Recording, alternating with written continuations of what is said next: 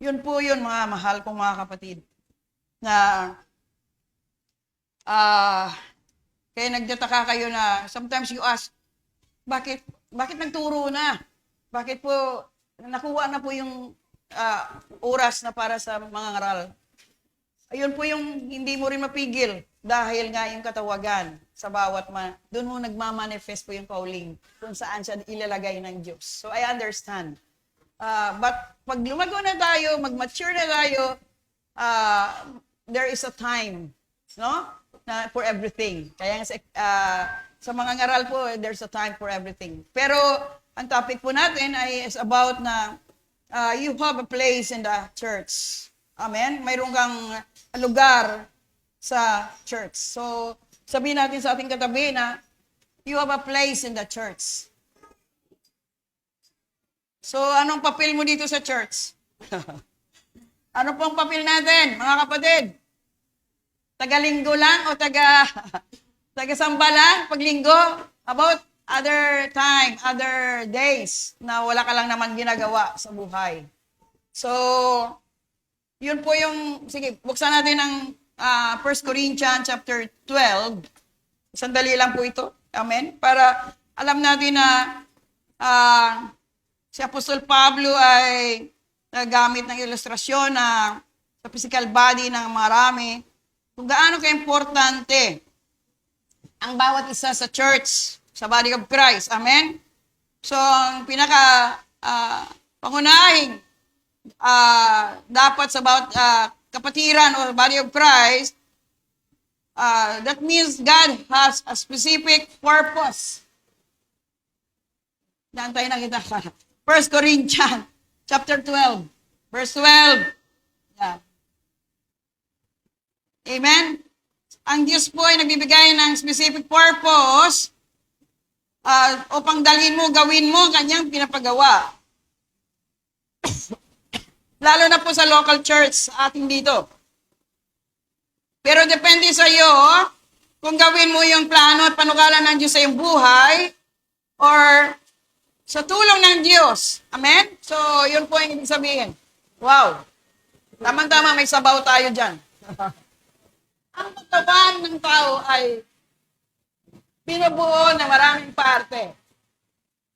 Ngunit, isa pa rin katawan. Do you hear? Do you read? Ganon din sa ating mga mananampalataya na siya ang katawan ni Kristo. Tayong lahat, podium man o hindi, alipin o malaya, ay nabautismuhan sa isang espiritu. Napakalakas ng ulan. Amen. Thank you, Lord. Nagpabautismo sa isang espiritu upang maging isang katawan. At isang espiritu rin ang tinanggap nating lahat. Naintindihan po ba natin? We are one body of Christ because one spirit. Yun po ang espiritu ng Diyos na sama sa atin. Once you accept Jesus as your Lord and Savior, napabautismo sa isang espiritu upang we are one as a body of Christ. Sige po, tuloy. Ang katawan ay binubuo ng maraming parte at hindi ng isang parte lamang. So, kaya kung sabihin ng paa dahil hindi ako kamay, hindi ako parte ng katawan, hindi ito nangangahulugang hindi siya parte ng katawan. Amen? So, ang ating katawan may kamay, may paa, may tenga, may bibig. So, nagpa-function ba yan sa atin as individual? Okay. Lalayo po ako. Amen. So, nakita natin po na dahil hindi ako kamay, hindi ako parte ng katawan. Ganito dito sa church. Hindi naman ako elder eh. Hindi naman ako mangangaral o tagapagturo. Upo lang ako. Pero alam niyo, kung upo ka lang ng upo, wala kang ginagawa, hindi pa ano pakiramdam? Wala kang ginagawa. Ha? Napapagod ka ba? Hindi. Kami po as a senior citizen, hindi po kami mapakali sa bahay pag walang ginagawa. Gawaan ang gawaan ang gawa. Naintindihan niyo po? Kasi pag nakaupo, lalo ka nagkakasakit. Lalo kang tatamarin. Naintindihan niyo? Nakaka-bored. Yun. Di po ba? Sino mga tamad dito? Marami daw. Yun po yun. Na kung parte kayo sa church, katawan, as a body of Christ, although tayo po iba-ibang character itself, for example, yung ang biological parents natin po ay iba-iba. Hello? Kung paano kayo pinalaki ng inyong magulang, paano kayo tinuruan, ginawa, sa pamagitan ng kanilang ding pagtuturo, so hindi mo makumpara doon. For example, yung anak ni Sister Beng, hindi mo rin naman pwedeng ikumpara sa anak ni Sister Helen. Naintindihan niyo po? Kasi iba-iba silang, paano sila palakihin. So, upbringing ang tawag doon. So, sa body of Christ, when you know the Lord, when you know Jesus in your life, and you are the followers of Jesus, pare-pare tayong karakter dapat. As a body of Christ. Naintindihan po ba natin? Yung character itself. Kaya nga Christ-like character. Hindi natin ipasa lang, hindi naman ako, miyembro lang ako pag Sunday. Pero hindi yan dapat ang ating mindset. Dapat po, as a body of Christ, magtulungan po ang bawat isa. Kung wala ka nagawa, kahit tagapamagitan manalangin, yun.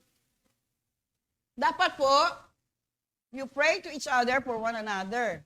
Kahit hindi ka man nakita, wala ka man dito sa pulpito, pero nakita ng Diyos kung anong ginagawa mo para sa church. Are you there? Yun ang kulang natin mga kapatid, pagpahalaga sa gawain ng Diyos. Bakit ko nasabi yan? Even sa ating mga worship team ngayon, parang nanlalamig tayo. Kung lagi na lang si Brother Lloyd, siya lang po yung pogi point sa langit. Hello? Naintindihan po ba natin? As a part of the body, kailangan po natin magkaroon ng sakripisyo. Magkaroon po tayo ng puwang para po sa gawain ng Diyos. Hindi na natin ituturo, yung kung sino lang nakita natin yan, na lang siya. So mga kapatid, sinasabi nga, you have a place in the church. Sorry. So yun po yun. Hindi pwedeng nating sabihin na nagkakaisa tayo, the church, mayroon unity in the body of Christ, kung wala tayong pag-uusap o wala tayong tulong sa bawat isa. Amen? So hindi naman pwede yun. Kapatid, mga anak ng Diyos. Kaya nang tinatawag kayo mga kapatid. Because kung si Jesus, ang ating bloodline, He is our Lord and Savior, we are the body of Christ, pare-pareho dapat tayong puso. Pero kung ang puso mo hindi pa natuli, hello, circumcision of the heart, wala kang pakiramdam, anong mangyayari? So yun po yung mga kapatid. Eh, wag natin sabihin na hindi naman tinuturo sa church na magtulungan eh. Diyan ka mali. Kasi kung anak ka na ng Diyos na sinasabi, you have the place in the body. Amen? Sige nga, dalawang kamay mo hindi mo gamitin.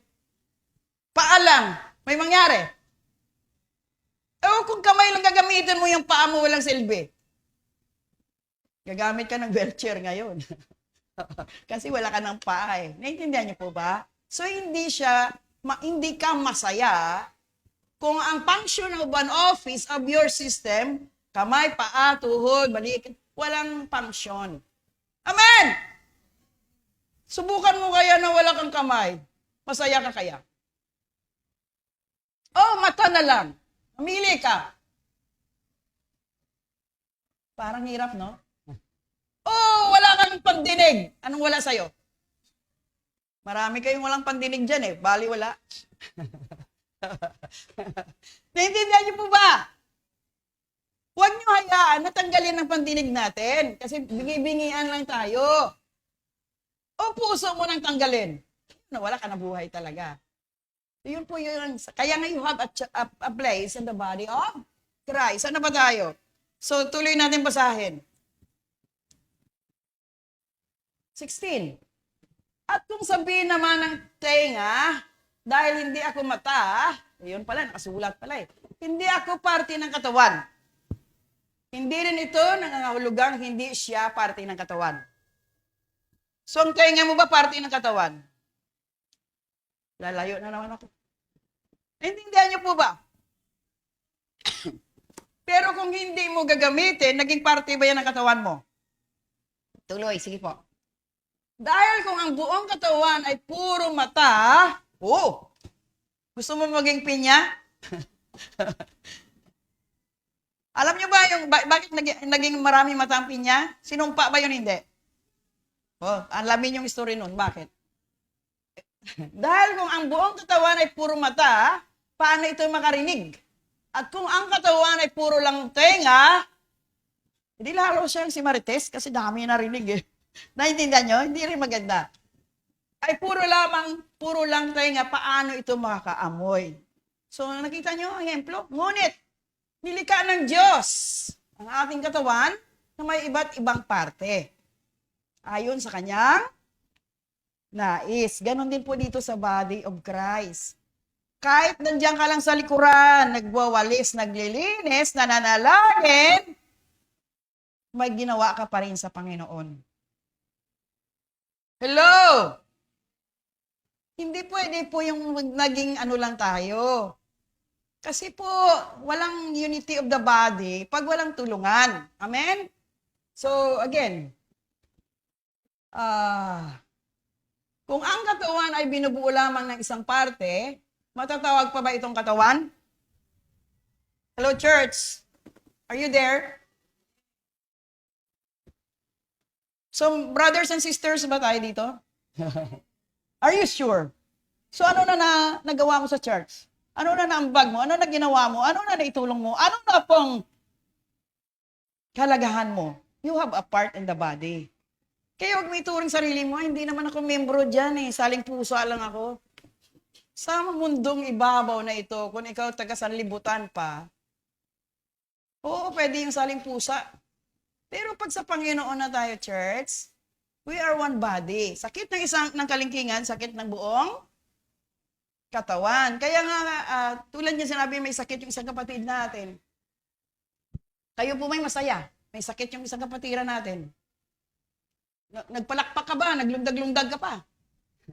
Of course, malungkot tayo. Kasi gusto natin lahat po maayos. Lahat po tayo napagpala. Lahat na po tayo nabigyan po ng biyaya ng langit. Kaya kung may narinig ka mga kapatiran natin nagugutom, as a woman of God, ako po nalulungkot. Ako po hindi na mapakali. Kung may sakit, pray agad. Kasi gusto natin tayo free will ba na binigay ng Diyos, freedom. Na lahat po tayo maayos, mabuti, magandang ating buhay. Dahil po ito yung binigay na ng Diyos sa puso ng bawat isa. So, again, ang totoo ay katawan ay binubuo ng maraming parte, ngunit isang katawan lamang ito. Sige po, Kuya Luis. Kaya hindi maring sabihin ng mata sa kamay, hindi kita kailangan. At hindi rin masasabi ng ulo sa paa, hindi kita kailangan. Ang totoo, ang mga parte ng katawan na parang mahina, ang siya pa ang kailangan. Amen po ba? Kala mo lang kang ginagawa dyan, upo ka lang. Sa pagdating mo pa lang sa church, mayroon ka na napagpala. Pagpapala ka sa bawat isa, pag nakita ng diyan ka na hindi ka huminto para magsamba sa Diyos. Amen? Yun po yun. Wala pong natutuwa kung ang mga kapatiran nakita na natin bagsak lahat, backslider lahat. Pero pag ikaw na sa Panginoon na lumago ka na, nag-mature ka na, tuwang-tuwa ka lagi na mayroon pong tao na inabot ng Diyos na pagpapala, naging maalab, naging maapoy, at nandoon ka gamit-gamit sa ubasan ng Diyos. Amen? So yun po mga kapatid. Ang mga parte ng katawan na sa tingin natin na hindi gaanong mahalaga, ay inalagaan nating mabuti. At ang mga parteng hindi maganda ay ating pinapaganda.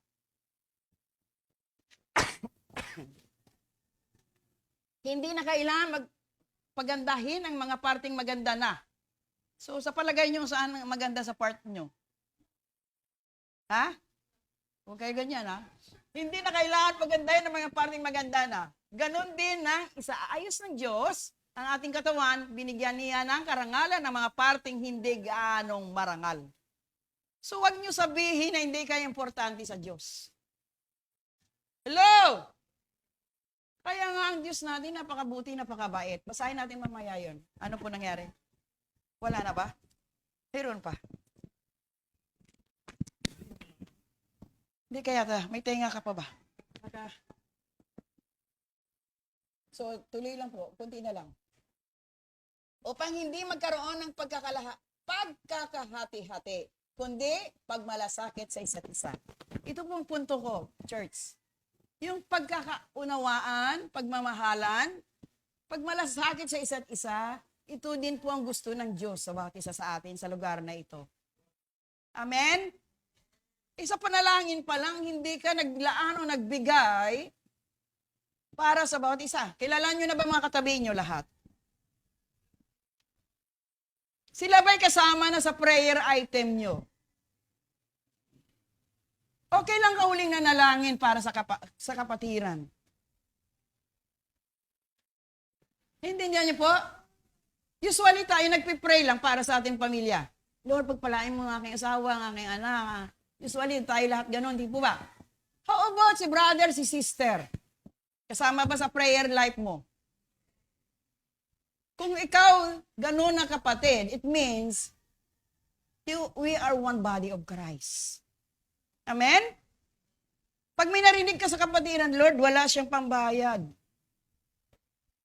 Kung mayroon ka sobra-sobra, katupin mo. Abutan mo. Pag wala naman, panalangin mo. Yun po ang puso natin dapat. Hindi tayo makasarili na. Ayan o, malinaw, di po ba? Kaya tayo nagkaroon ng division, it means wala tayong pake sa isa't isa. Makasarili po tayo. So, ang pagkakahati-hati, kundi pangmalasakit sa isa't isa. Sige, tuloy po, Kuya Luis. Kaya kung inasasaktan ng isang parte ng katawan, ang ibang parte ay nasasaktan din. At kung ang isang parte ay pinarangalan, ang ibang parte ay natutuwa rin. Yun ang ibig ko sabihin kanina, nakasulat pala oh. Yun po yung damdamin na ng totoong Kristiyano. Hindi ka na masaya pag ang ating kapatiran mayroong pong kalungkutan. Pag mayroon tayong kapatiran na wala, kayo po nagkamusta. Sana si Brother Anoy, kinakamusta nyo ba? Inaabot nyo ba? Yun po dapat. Kasi kayo po one body na. One spirit and one accord serving the Lord. Pero kung pinabayaan natin hanggang nawala na siya, wala na talaga totally. Kasi hindi natin binigyan pahalaga. Amen? Kaya nga mayroon po admin tayo diyan sa CCF na ano yan? CCF ba tayo? CFC. CFC na. Mayroon tayong chat, di ba? Ilagay nyo diyan kung sino ipanalangin. Nandoon lang eh. Wala po talaga masid-masid na lang ng masid-masid. Sabi ko, taga-masid lang talaga ang papel ng mga kapatiran sa arenda. Wala pake. Kaya kahit mag-post ka dyan, heart. Sino kasi heart evangelista? Magbigay ka rin ng reaksyon, puso, na ikaw po yung nagmapalaga, and then pray. Call your brothers and sisters, or magtawag ka ng partner para ipanalangin. Naintindihan niyo po? Halimbawa, may kapatid tayo na walang kita, hindi na makakain. Pwede ka pumunta sa isang kapatiran, sis, pwede ba tayo magtulungan kasi meron tayong kapatiran na ngailangan? Piso-piso lang yan, makakatulong na tayo. Naintindihan niyo pa ba? Anong purpose mo sa church? Ano po ikaw dito? Yun.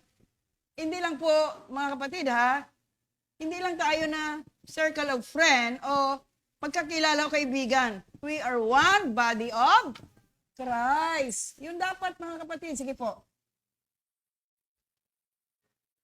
Tuloy. Kayong lahat ang bumubuo ng katawan ni Kristo. Maliwanag hindi. Kayong lahat ang bumubuo ng katawan ni Kristo. At ang bawat isa ay parte ng kanyang katawan. Napakaliwanag. Pero baka hindi mo pa naintindihan yan. Na we are one body of Christ. Yun po yun. Yun po minsay, mga kapatid, na hindi pwedeng pa-relax-relax sa kapanahon ng ito. Sige, basahin natin Ephesians chapter 3. Epistle 3.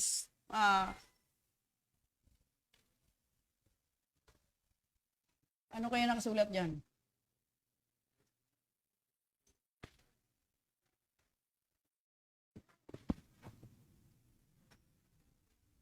10 to 11. 10 to 11. Para sa pamagitan ng iglesia, iglesia means church ha, baka iglesia ng Kristo ang nasa isip nyo. Para sa pamagitan ng iglesia ay maipahayag ngayon sa mga namumuno at may kapangyarihan sa kalangitan ang karunungan niyang nahayag sa iba't ibang paraan. So 11. Ito na ang plano niya sa simula pa lang ay natupad niya ito sa pamagitan ni Kristo Jesus na Panginoon natin. So yun po na ang nais ng Diyos. You have a part in the body of Christ, church. Hindi po pwedeng pabayaan natin yung nangailangan ng tulong. Hindi pwedeng pabayaan natin yung mga kapatiran natin na wala na sa hulog. Or mga nasaktan na talaga. Abutin natin, dalawin natin, kausapin natin, at bigyan natin sila pahalaga. Padama natin sa kanila na may pahalaga sila sa iyo. Amen. Yun po yun. Kaya nga, bakit ngayon ang binigay sa atin na you have a place in the body of Christ. So, hindi pwedeng church na paglinggo lang tayo magkakilala. Amen? Hallelujah. Yun po yun. Kayo po ba'y nasasaktan din pag mayroon kayong mga kapatiran na nasasaktan din?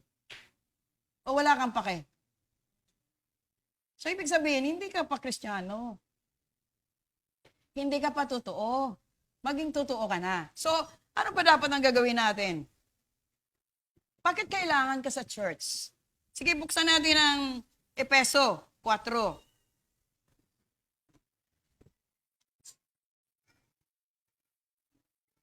Bakit kailangan ka sa Ephesians chapter 4? Yes. 11 to 16. Sige po. Yan. Ang iba'y ginawa niyang apostol, ang iba'y propeta, ang iba'y mangangaral ng magandang balita, at ang iba naman ay pastor at guro. So, sino gumawa niyan?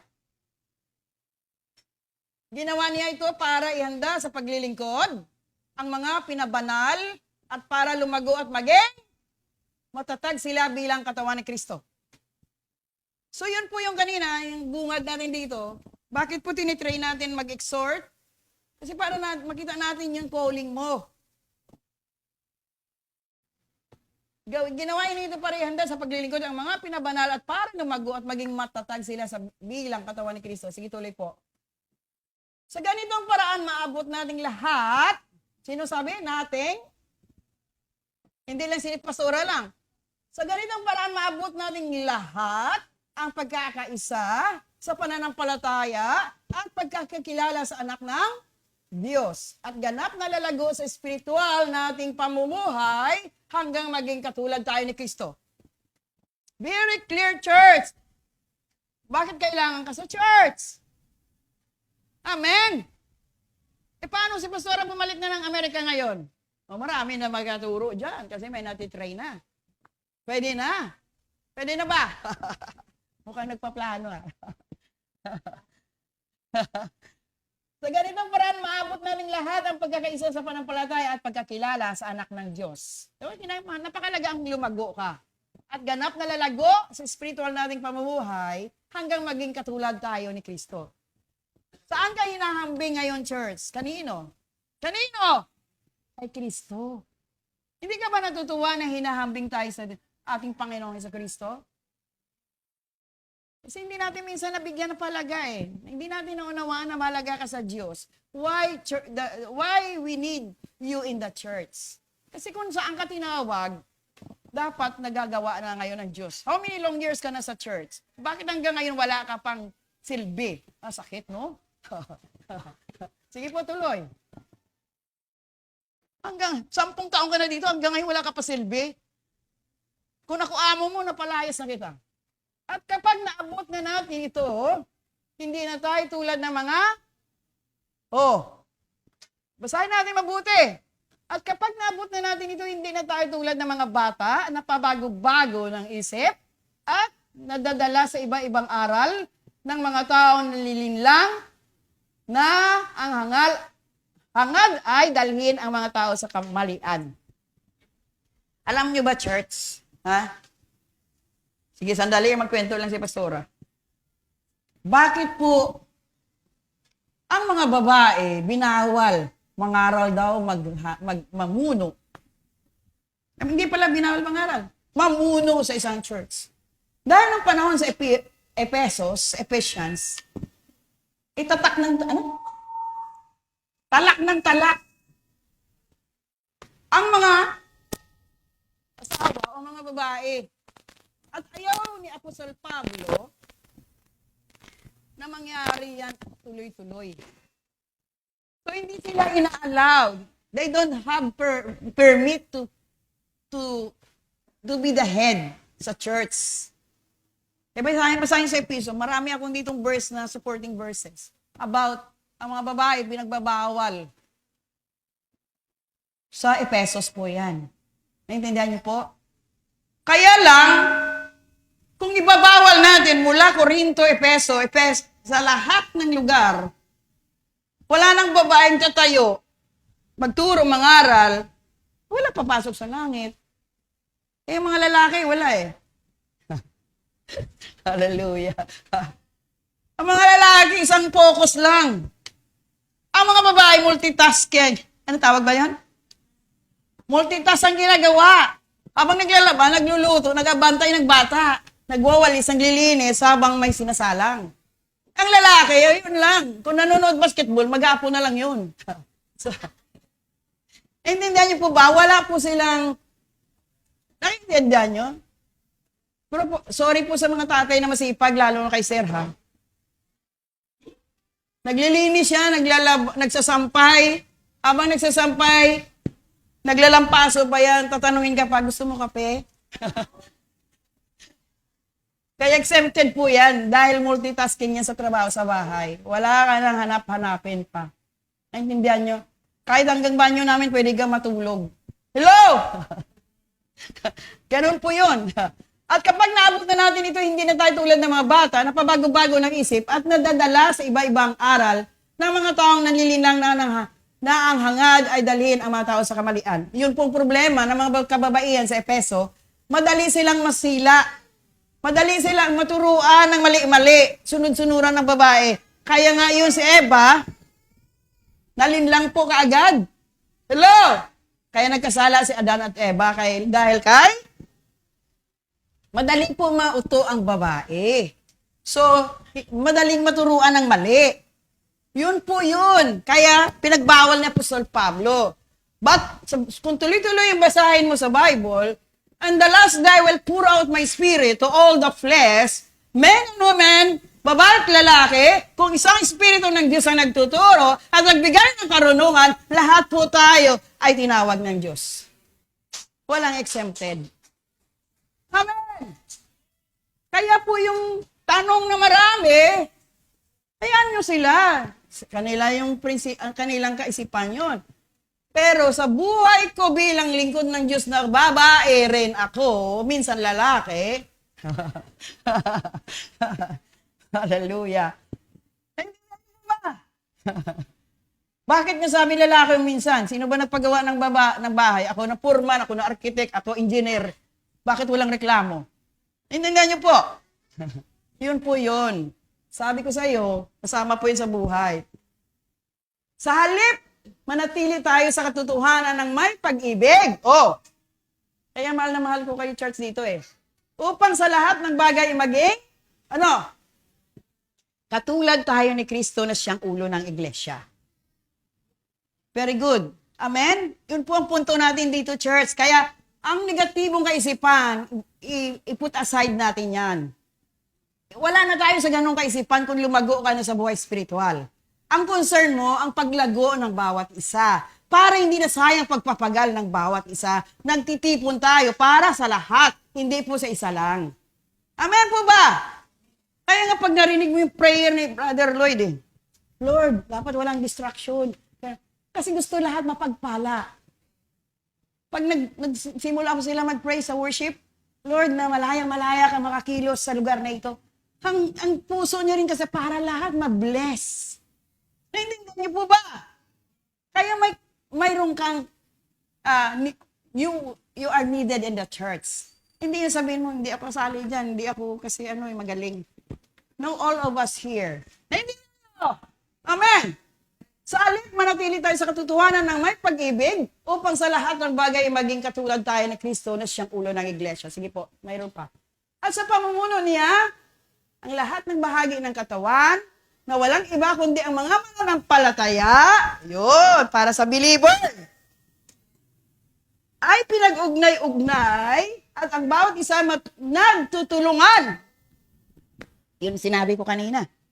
Nagtutulungan at sa pagganap ng bawat isa sa kanilang tungkulin, ng may pag-ibig, ang buong katawan ay lalago at yun. So nakita niyo po ang ibig sabihin? You have a place in the church at you are needed in the church. Dahil po, sabi diyan, nang may pag-ibig, ang buong katawan ay lalago at lalakas. Encourage each and everyone. Naintindihan po natin. Kaya gano'n yung kamustahin mo, tawagan mo, i-chat mo, i-message mo. Para hindi ka magbigay ng mensahe na kakasira ng kapatiran. Ikalugmok niya o ikabagsak niya.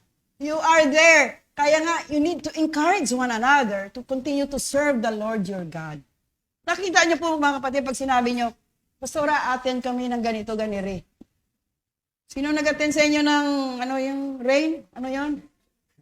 Oh, wala kayo narinig sa akin na bawal o hindi. Kasi the more na kayo po nagkaroon ng heart to worship the Lord, to gather in the name of the Lord, mayroon po pinaparanas ng Diyos sa bawat isa na ikakalago nyo. Naintindihan nyo? Eh, nung sinabi noon ni Daddy Hona, punta muna ako sa kabilang church kasi kailangan nila ako doon. Nagsabi ko, hindi pwede, dito ka lang. Hindi eh. Kasi I allow him para makita niya kung ano pong mayroon doon. At kung ikakalago niya o ikakabagsak niya, kung totoo siyang tupa ng Diyos, babalik sa totoong katuruan. Naintindihan niyo po? Kasi hindi rin ako exempted sa ganung situation. Siguro mga 5 church din yung dinala ng Lord sa akin. At nakita akong kaibahan ng bawat karakter ng bawat isa. Mayroon pa nga nagtanong sa akin saan ka?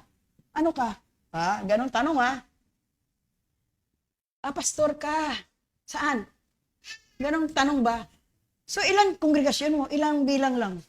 Nang sinabi ko ganito lang, hindi na ako pinansin. Tumalikod na. Naintindihan po, bakit ganon? If you are already mature in Christ, 10 man lang kongregasyon mo, hindi ka pwede laitin. Naintindihan mo? Sa ibang church kasi gusto nila mega. Punong-puno ang church. Yung mega church na. Doon ka, lalapit sa iyo yun. Talagang grabe ang praising nun. Pero kung bilang lang, tatalikuran ka. Hindi ka kasali doon sa tropa. So wala Wala talaga pag-ibig. So yun po mga karanasan ni Pastora na, Lord, tama ba sila? Okay ba sila, Lord? Pinasok na naman ng Lord. Paano ang iglesia ni Cristo? Paano ang Katoliko? Apaw-apaw ang attendee. Apaw-apaw ang Naintindihan nyo? Bakit naman walang pansinan? So, ano kaibahan? Pero tayo, kung bilang lang tayo dito, kilala nyo ang bawat isa, may palaga kayo sa bawat isa, tinulungan mo siyang lumago, maitaas ang antas ng kanyang buhay, magpapala ka. Amen po ba? So, yun po ang totoong Kristiyano. Sige po, mayroon pa ba? Hanggang 16 lang. Sige. Yun po mga kapatid. Yung kaloob na binigay ng Diyos sa'yo. Magaling kang mag-awit, magaling kang instrumento, Kaya needed ka sa church. Magaling kang magturo, magaling kang mag-encourage, magaling kang magluto. Magaling ako magluto talaga. Kaya nilulutuan kayo linggo-linggo eh. Naintindihan niyo po ba? Naintindihan niyo po ba? Eh, yung kaloob ngayon, hindi na mawala yun dahil yung puso natin, mabless ang bawat isa. Amen! Sabihin ko na naman, Lord, linggo na naman, Lord, ano kaya lulutuin, Lord? Naintindihan niyo po ba? Baka kulang ito, Lord. Maya-maya may nagtatransfer na ng pera. Alam ng Lord, wala na akong pamalengke. Wala pa ka natin ang Diyos. Yun po yun! Never ending din ang Lord mag-supply kasi alam niya ang puso mo. Hello? Nakuha niyo po ba? I want to share this. Testimonial pa rin to eh. The other night, sabi ko kay Papa, matulog na ako. 7 or 8 in the evening. Tulog si Pastora minsan yan. Tahimik na. Pagod ako, katawan ko, sabi ko, tulog na tayo. Sabi ko, hindi pwedeng hindi matulog. Kailangan mag-pray muna tayo. Friday pala yun. Sinabayan ko kayo. Kailangan natin mag-pray. Di-pray kami dalawa. Kahit yung pikit na mata ko, siya ng ganda boses ni Sir mag-worship yan. So, ibig sabihin, matutulog na lang, kailangan ko pa mag-pray. Pinalangin ko ang dapat ipanalangin. Kailangan ko ang dapat itaas sa Lord. My family, the ministry, the congregation. So, hindi pwedeng hindi manalangin. Nagising na naman ako alas 12 hanggang alauna. Alam nyo, may nangyayari na pala sa mga anak ko. Hello? Itong aking bunso, nabangga siya. O binangga siya. Nakuha nyo? Beating the red light pala. Pauwi na siya galing sa trabaho or sa nagkatining asawa niya. Yung 28 years old, beating the red light, sa pool yung kanyang unahan. Kung hindi daw niya nakita, parating. Sa driver seat talagang tama. Eh, ang laki pa ng pick-up na Tacoma. Walang gas-gas na yung Tacoma. Siya, talagang yung basag yung sa mabuti sa unahan, hindi po sa driver's seat. So, nung oras na yun, bakit 12 to 1, hindi ako makatulog? Nanalangin pa rin ako ulit. Nag-pray na ako ng alauna, ng 8 ha. Nag-pray na naman ako para sa ingatan ng aking mga mahal sa buhay. Sa oras na pala yun, yung panganay ko, habang naglalakbay, tumatawag doon yung bunso, ginigit-git naman ng sasakyan na parang hinahalungas. Kung patulan nila, ano mangyari? Road rage ba yun? Sabay pala sila. Kitang gawa ng demonyo? Naintindihan nyo? Kaya nga sabi ko, kaya pala hindi ako makatulog ng 12. Nagising din si Sir ng oras na yun eh. Nag-intercede na naman ako para sa dapat ipag-pray. Tingnan nyo mga kapatid, ang Diyos po, hindi pwede hindi kanyang gisingin eh. Pagod ako, antok ako eh, talagang pero nagising ng 12. So, kinabukasan, alas 5 pa lang may tumatawag na, Mama, ganito si Monsoy na. Tapos nagkwento rin siya na sabay pala sila. Pero sila, in Jesus' name, sabi ng panganay. Kasi babanggain sila din eh. Naintindihan niyo po ba? In Jesus' name siya na in Jesus' name hanggang nakalampas sila ng ganung sitwasyon. So sabay silang inatake ng gawa ng kadiliman. Naintindihan niyo? Yun po, yun tayo. Hindi pwedeng hindi kayo manalangin sa bawat isa, lalo na sa pamilya niyo, sa mahal niyo sa buhay. Sa kapatiran, bakuran natin ng prayer. Amen? Kasi po may ginagawang kaaway para ikalugmok, ikasira. Satan came to kill, to steal, and to destroy. Kaya narinig niyo po mga kapatid. Kaya yun sabi ko sa kanya, pray as always. Hindi pwede pong mag-relax tayo. Ang gawin mo lang manalangin, hindi mo pa magawa. Sino na nanalangin dito para kay Pastora? So, walang iba, wala. Bakit hindi niyo ako pinagpa-pray? Pag-pray niyo kami, kailangan namin ang prayer niyo. We need you, church. We need you, brothers and sisters. Your prayer is very important for all of us. Amen? Yun po yung mga kapatid. Na hindi pwede kayo pumatulog-tulog lang. Pag ginising ka na ng Diyos, doon makita ang spiritual maturity natin pag may pahalaga tayo sa kapwa. Amen? Ngalawa po ang kaloob. Binigyan ka ng Diyos para kanino?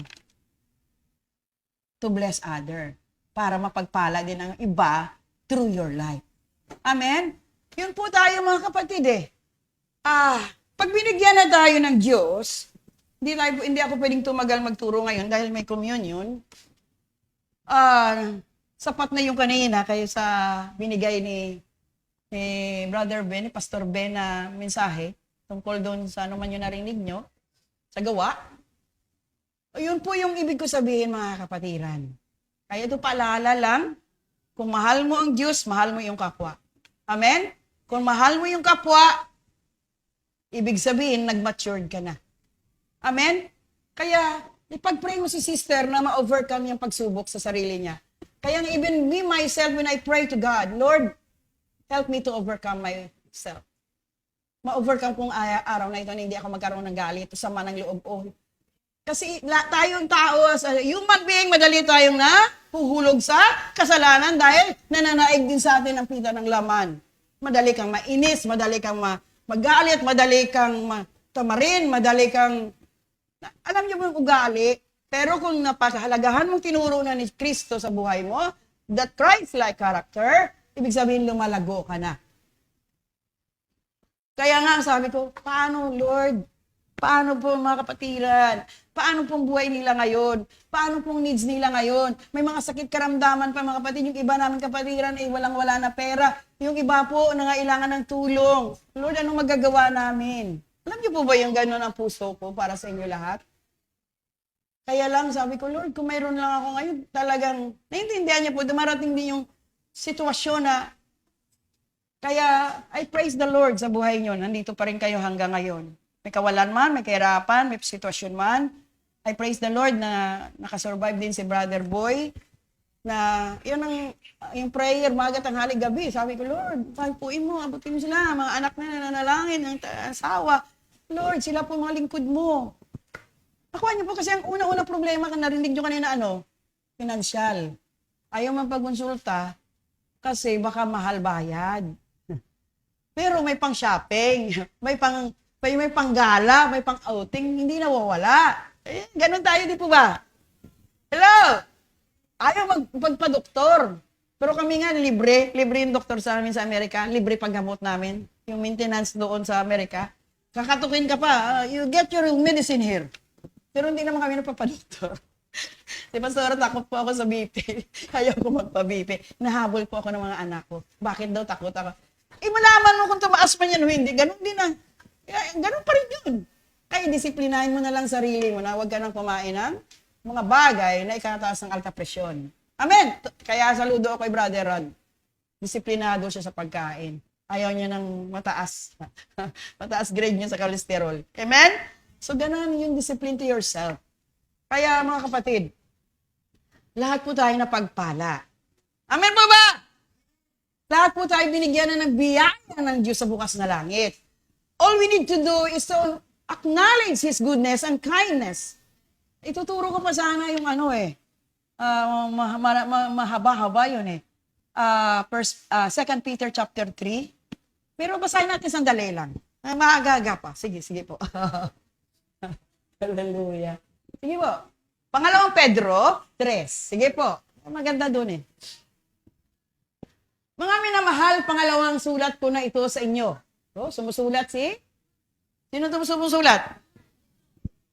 Minamahal, pangalawang sulat ko na ito sa inyo. Sa mga sulat ko, sinikap kong isingin ang kasisipan nyo sa kabutihan at pasamamagitan ng pagpapaala-ala sa inyo ng ilang bagay. Sige nga, magbilisan lang natin. Nais kong ipaalala sa inyo ang mga salita ng mga propeta ng Diyos nung una at ang utos na ibinigay sa inyo ng ating Panginoon at tagapagligtas sa pamagitan ng mga apostol na sinusugo sa inyo. Una sa lahat, dapat ninyong maunawaan na sa mga huling araw, ay darating mga manlilibak at susundin ang masasama nilang nasa. Kaya nga sabi ko sa inyo kanina, you need to pray to overcome your flesh. Tayo po lahat subject sa temptation, sa pagsubok. Kung nagnaig ng pagnanasa, hallelujah, pito ng laman, yun na po, nalalaglag tayo kasalanan. Because darating ang mga manlilibak at susundin ang masasama nilang nasa. Sige po. So sabihin nila, hindi ba nangako si Kristo? Nababalik siya, nasaan na siya ngayon. Di po ba? Narinig nyo na yan. For many long years, bata ka pa, narinig mo na, babalik na si Christ. Ba't hanggang ngayon, wala pa. So nanlilibak na. Mali yung Bible nyo. Di ba? Sabihin nila, hindi ba nangako si Kristo na babalik siya, nasaan na siya ngayon? Namatay na ang mga magulang namin, pero wala pa ring pagbabago mula nang likhain ang mundo. Have you noticed, church? Unti-unti na nangyayari ngayon, yung mga nangyayari sa kapaligiran natin, una-una yung Israel. It is written, it was written. So yun po nangyari na ngayon because, sino unang napektuhan? Sino po ang naunang napektuhan? Mga bata na walang kamuwang-muwang. So dahil po sa katuruan mula ng kanilang angkan na pasalin-salin, pero mabuti pa rin ang Diyos. Why? Dahil hindi niya hinayaan mangyari na lahat po maparam, na walang mabago at magbalik loob sa Kanya. Binigyan niya pa rin chances. Sa Kanyang kabutihan, fair judge po ang Diyos, dahil sa bagamat makasalanan at puno ng karumihan ng marami, bigay pa rin ang Diyos ng oras para lang mabago. Kasi kung nagbalik ka agad ang Diyos, naligtas ba tayo lahat ngayon? Yun. Nasaan na siya ngayon? Namatay na ang mga magulang namin, pero wala pa rin pagbabago mula ng likayan ng mundo. Sige po. Sinadya nilang kalimutan ang katotohanan na nilikha ng Diyos ang langit sa pamagitan ng kanyang salita. In the beginning was the Word, and the Word was with God who became flesh. Sa Genesis nyo nababasa, sinabi lang Diyos magkaroon ng araw, magkaroon ng gabi, magkaroon ng puro salita. Nagkaroon. Why? Because God is God. Amen? Salita. At nilikha niyang lupa mula sa tubig at sa pamagitan ng tubig through His Word. Sige po. At sa pamagitan din ng tubig, bumaha sa mundo at nalipol ang lahat. Doon nung inano na ni, sino po yun? Sino po yung gumawa ng arko? Di po ba? Pero binigyan na ng panibagong buhay sana ang tao, hindi pa rin nabago. So, akyat ay Luis. Sa pamagitan din ng kanyang salita, tinakda, tupukin ng Diyos sa apoy ang kasalukuyang langit at lupa sa araw ng paghukom at paglipol sa masasama. Naranasan na ba natin ito ngayon? Church. Sa pamagitan din ng kanyang salita, itinakda, tupukin ng Diyos. Ito nakakatakot. Sa apoy ang kasalukuyang langit at lupa sa araw ng paghukom at paglipol sa masasama. Kung nakita nyo ngayon, kasi po subaybay ako ngayon sa gyera eh. Kita mo yung bomba, yung apoy, yung usok, napupulbo, dami na mamatay, wala na buhay talaga. Parang ayun na rin yun eh. Naintindihan niyo po? Kasalukuyang langit at lupa sa araw ng paghukom at paglipol sa masasama. Sige, tuloy po natin. Ngunit huwag sana ninyong kakalimutan, mga minamahal na sa Panginoon. Walang pinagkaiba ang isang araw sa 1,000 taon para sa Kanya, ang mga ito ay pareho lang. Kasi ang one day po ng Lord, 1,000 years. Sa atin, isang araw. Ang one day ng Lord is 1,000 years. Anong kaibahan? Diyos siya eh. Mabuti siyang Diyos na nagtitiis siya ngayon, gusto niya lipulin, pero binigyan ka pa rin ng pag-asa para kababago. Amen po ba? Sige, tuloy. Hindi nagpapabaya ang Panginoon sa pagtupad sa pangako niya. Nagpabaya ba siya?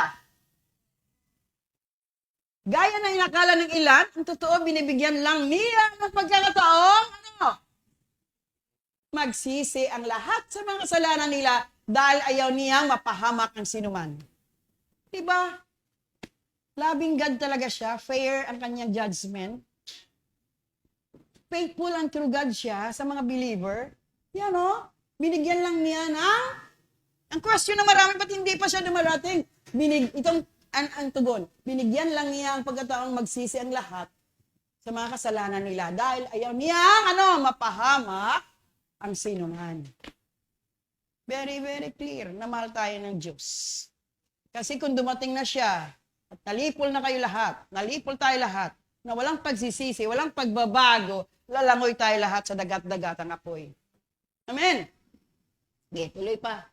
Ang araw ng Panginoon ay darating na tulad ng isang magnanakaw sa araw na yun, biglang mawala ang kalangitan, may nakapangilabot na ugong, susunog ang lupa, at mawawala ang lahat ng nasa lupa. Naniniwala ba kayo dito? Parang hindi na ka naniniwala kasi matagal na naaral yan eh. Pero darating po siya. So, dyan muna tayo. Hindi natin tapusin yan. Kasi narinig nyo ng katuroan na ganyan. Binigyan ka ng ano, sabihin mo sa katabi mo, binigyan ka pa ng Diyos ng panahon ng magsisi. Amen? Kaya wag niyo siya i-question ng tagal naman bumalik si Lord. Eh, hindi ka pa handa hanggang ngayon. Hindi ka pa nabago hanggang ngayon. Sino na ba totoo na dito? Sigurado ka na makapasok sa langit. Who among you here? Sure ka na, sure bull ka na makapasok ka sa langit. Hindi si Rich Bull, ha? Katunog lang yon. Sure bull ka na. Hello? Sigurado ka na ba? Hindi ka na nagsisinungaling. Hello? Hindi ka na nandaraya. Hindi ka na nangumit. Mahal na mahal mo ang Diyos. Kaya lang lagi ka late sa gawain. Hello? Mahal na mahal mo ang Diyos, pero lagi ka late.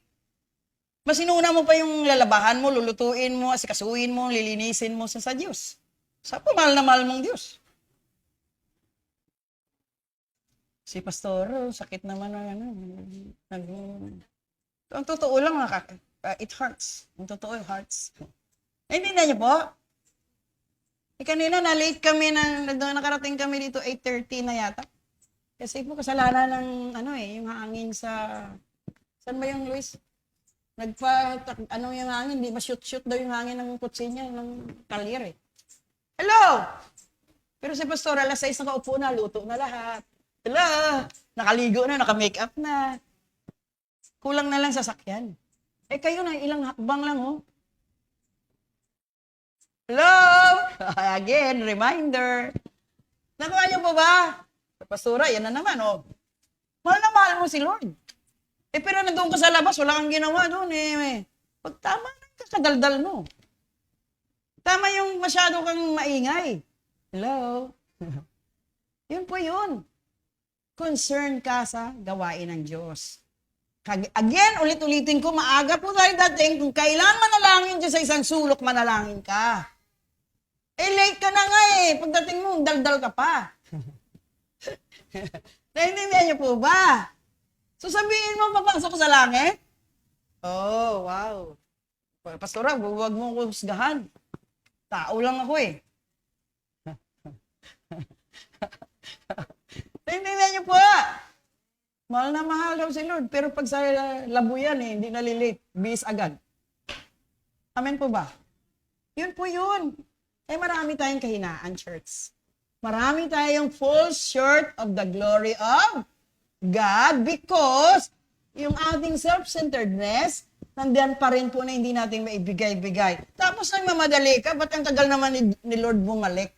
Handa ka na ba? Ang tanong ko. Totoo ka na ba sa harapan ng Diyos? Ayaw mo nga mag-attend ng Bible study, ng prayer meeting, ng discipleship, pero papasok ka sa langit. Sino gustong pumasok sa langit? Di ba ba? Lahat tayong gusto, pero ayaw natin yung gusto ng Lord. Amen! Eh, lagi na reklamo yung mga elder eh. Pastora, kami na lang din. Eh, di salamat tayo na makapasok sa langit. Di ba ba? Ayaw nila eh. Busy sila eh. Oh, yun po yun. Kaya, grabe talaga eh. Minsan eh, gusto mo na rin mag-quit eh, pero a quitter never wins and a winner never quits. Amen po ba? Natawa yung aking anak ko. English yun, nak. Naintindihan niyo po? Naisip mo, Lord. Pero ikaw yun, Lord. Hindi naman, no? Alam mo ba, Lord? Ginaganon si Lord. Alam mo ba, Lord? Ang puso ko ngayon, Lord, gusto ko ganito. Ay, may sorry, Lord, Nandun po tayo, you need to humble yourself to God. God yan eh. Diyos yan eh. Intindihan niyo mga kapatid. So, ano ba ngayon plano? Ano plano natin ngayon? Ano pong nais nyo ngayon sa mga panahon na ito? Matapos na naman ang taong ito. Matapos na naman ang buwan ito. May New Year resolution ka ba? Paulit-ulit ka na lang gumagawa ng kasalanan. Dapat maging totoo ka ng Kristiyano. Amen? Hindi tayo nagbibiro. Sabi mo, tumatawa lang si Pastora, but deep inside in my heart, na may kalungkutan. Kasi gusto ko lumago na tayo lahat para tayo po, sabi kanina, ano? Lumago para mayroong, Ay, nakalimutan nyo agad binasa nyo eh. So yun po mga kapatid.